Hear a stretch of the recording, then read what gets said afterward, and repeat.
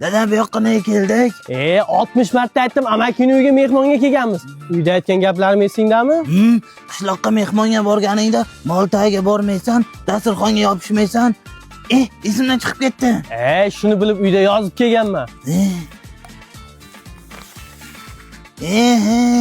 Uyda qolsam bo'lar ekan. Amaki! Jiya. Amaki! Hojatxona qayerda? Ha, mehmonlar kelib zo'ra chiqibdilar, ha, olinglar. Olaylikmi? Tushundim, 3-qo'yda. Qanaqa qo'ydi? Ha, anu huquqdan tayyorlanyapti. Amaki, anu bitta narsa so'rasam bo'ladimi? Bu narsalar ko'rgazmaga qo'ymaganingizga to'g'rimi? Yo'q, yeyish uchun qo'yilgan. Ana, ko'rgazmaga qo'yilmagan ekan.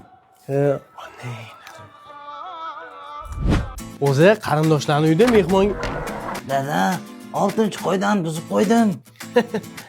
qanaqa qoida edi u? Molxonaga bormaysan, mollar oldiga yaqinlashmaysan. Xo'sh, Ya, o'zi men molxonaga bormoqchi emasdim. Molni sug'orish kerak ekan, keyin xo'p dedim.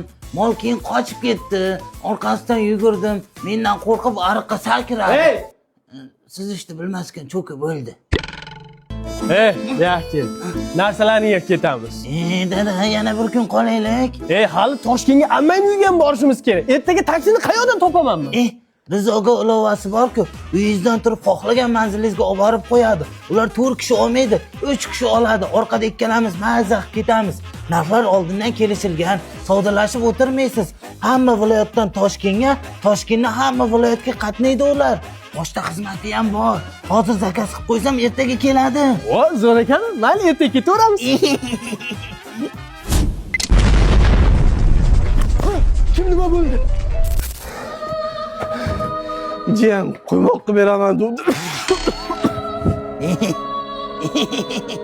Ha, onangga kecha aytdim ketaylik deb. Ay, yo'g'raydi-ku.